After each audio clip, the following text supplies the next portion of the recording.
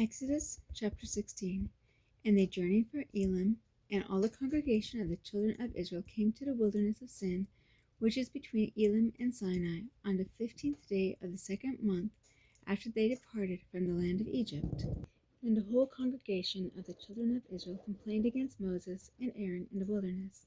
And the children of Israel said to them, Oh, that we had died by the hand of the Lord in the land of Egypt, when we sat by the pots of meat, and when we ate bread to the full.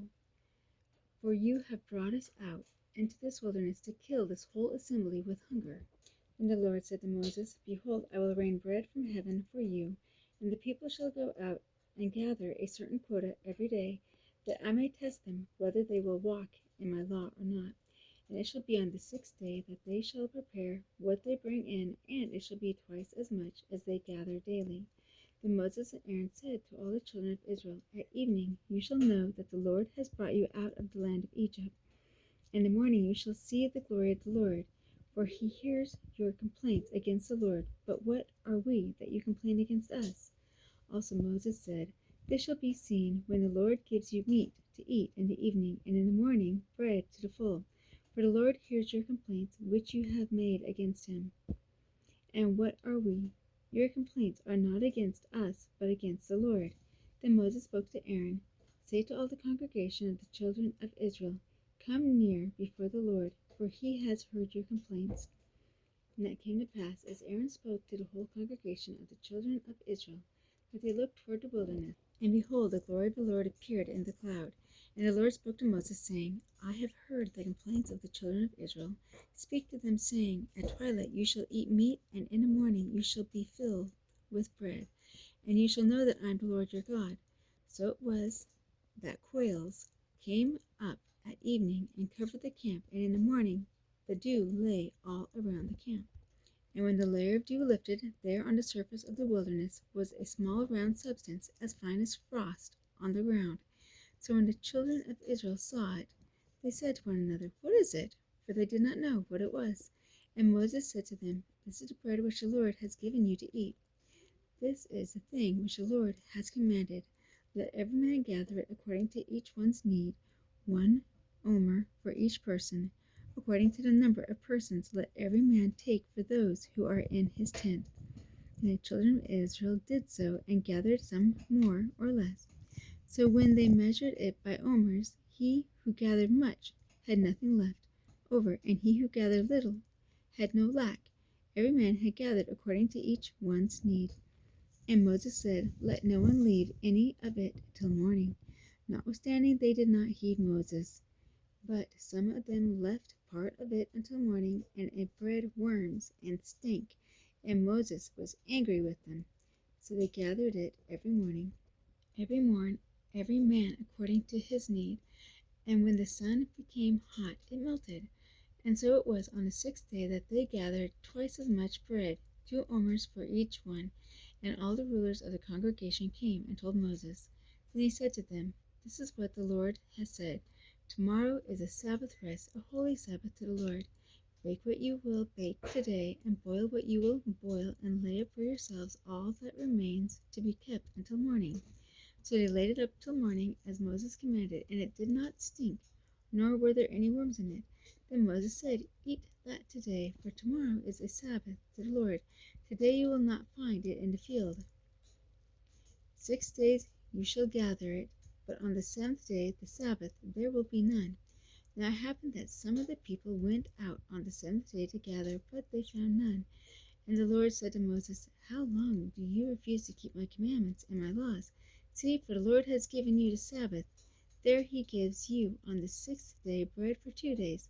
Let every man remain in his place. Let no man go out of his place on the 7th day.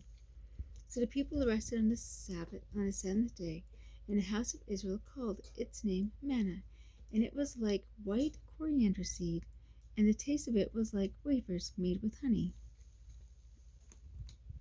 Then Moses said, This is the thing which the Lord has commanded. Fill 1 omer with it, to be kept for your generations, that they may see the bread with which I fed you in the wilderness, when I brought you out of the land of Egypt. And Moses said to Aaron, take a pot and put an omer of manna in it, and lay it up before the Lord to be kept for your generations, as the Lord commanded Moses. So Aaron laid it up before the testimony to be kept, and the children of Israel ate manna 40 years until they came to an inhabited land. They ate manna until they came to the border of the land of Canaan. Now an omer is 1/10 of an eighth. Exodus 17. When all the congregation of the children of Israel set out on their journey from the wilderness of Sin, according to the commandment of the Lord, and camped in Rephidim, but there was no water for the people to drink. Therefore the people contended with Moses and said, Give us water, that we may drink. So Moses said to them, Why do you contend with me? Why do you tempt the Lord? And the people thirsted there for water, and the people complained against Moses, and said, Why is it you have brought us up out of Egypt to kill us and our children and our livestock with thirst? So Moses cried out to the Lord, saying, What shall I do with this people? They are almost ready to stone me. And the Lord said to Moses, Go on before the people, and take with you some of the elders of Israel. Also take in your hand your rod with which you struck the river, and go. Behold, I will stand before you there on the rock in Horeb, and you shall strike the rock, and water will come out of it, that the people may drink. And Moses did so in the sight of the elders of Israel. So he called the name of the place Massah and Meribah, because of the contention of the children of Israel, and because they tempted the Lord, saying, Is the Lord among us or not? Now Amalek came and fought with Israel in Rephidim.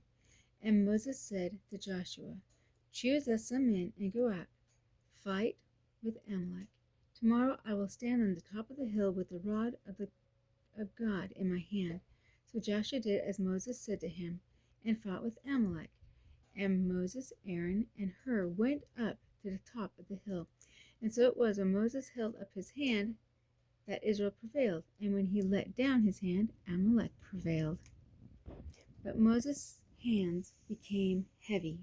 So they took a stone and put it under him, and he sat on it, and Aaron and Hur supported his hands, one on one side and the other on the other side, and his hands were steady until the going down of the sun. So Joshua defeated Amalek and his people with the edge of the sword. Then the Lord said to Moses, Write this for a memorial in the book, and recount it in the hearing of Joshua, that I will utterly blot out the remembrance of Amalek from under the heavens.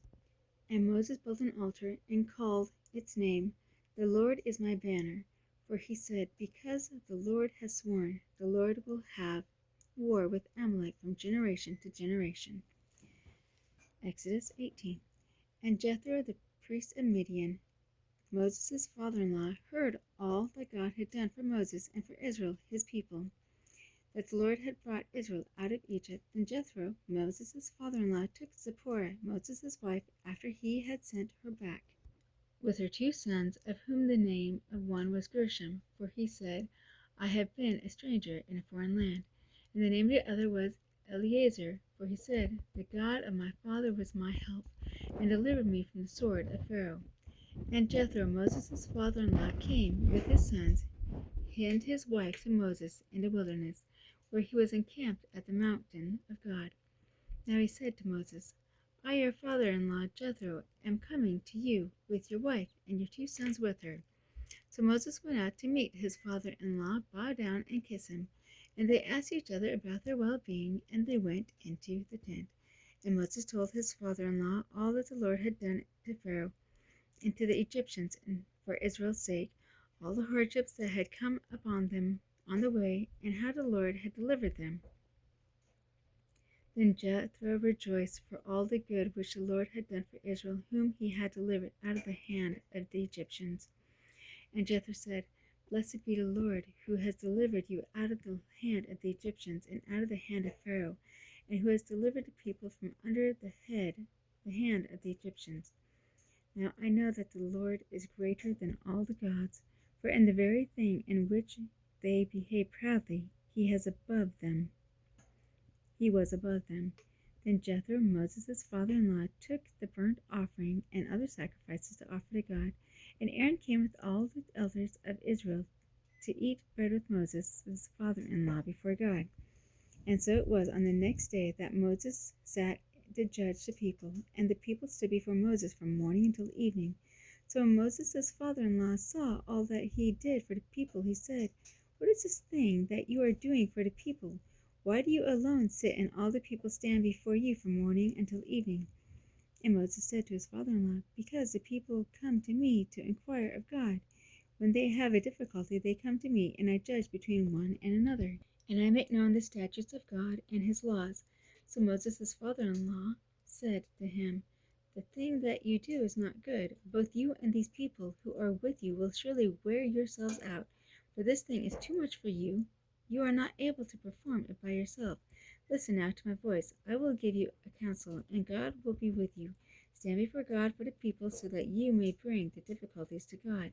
And you shall teach them the statutes and the laws, and show them the way in which they must walk, and the work they must do. Moreover, you shall select from all the people able men, such as fear God, men of truth, hating covetousness, and place such over them to be rulers of thousands, rulers of hundreds, rulers of fifties, and rulers of tens. And let them judge the people at all times. Then it will be that every great matter they shall bring to you, but every small matter they themselves will judge. So it will be easier for you, for they will bear the burden with you. If you do this thing and God so commands you, then you will be able to endure, and all this people will also go to their place in peace." So Moses heeded the voice of his father-in-law and did all that he had said. And Moses chose able men out of all Israel and made them heads over the people, rulers of thousands, rulers of hundreds, rulers of fifties, and rulers of tens. So they judged the people at all times and heard cases they brought to Moses, but they judged every small case themselves. Then Moses let his father-in-law depart, and he went his way to his own land. Matthew chapter 18, verses 1 to 20. At that time the disciples came to Jesus, saying, "Who then is greatest in the kingdom of heaven?" Then Jesus called a little child to himself, set him in the midst of them, and said, "Assuredly I say to you, unless you are converted and become as a little children, you will by no means enter the kingdom of heaven. Therefore, whoever humbles himself as this little child is the greatest in the kingdom of heaven. Whoever receives one little child like this in my name receives me.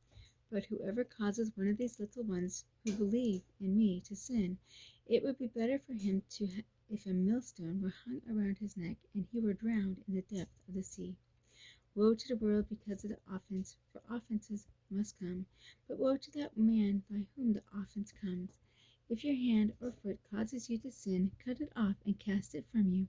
It is better for you to enter into life lame or maimed, rather than having 2 hands or 2 feet, to be cast into the everlasting fire.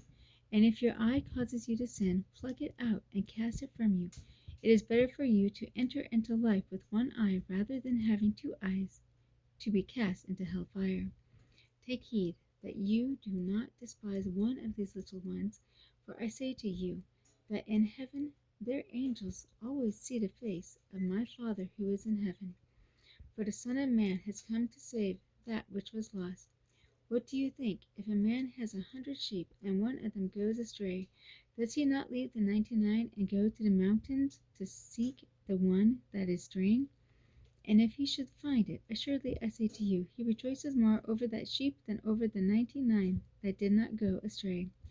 Even so, it is not the will of your Father who is in heaven that one of these little ones should perish. Moreover, if your brother sins against you, go and tell him his fault between you and him alone. If he hears you, you have gained your brother. But if he will not hear, take with you 1 or 2 more, that by mouth of 2 or 3 witnesses every word may be established. And if he refuses to hear them, tell it to the church. But if he refuses even to hear the church, let him be to you like a heathen and a tax collector. Assuredly, I say to you, whatever you bind on earth will be bound in heaven, and whatever you loose on earth will be loosed in heaven. Again, I say to you that if 2 of you agree on earth concerning anything that they ask, it will be done for them by my Father in heaven. For where two or three are gathered together in my name, I am there in the midst of them.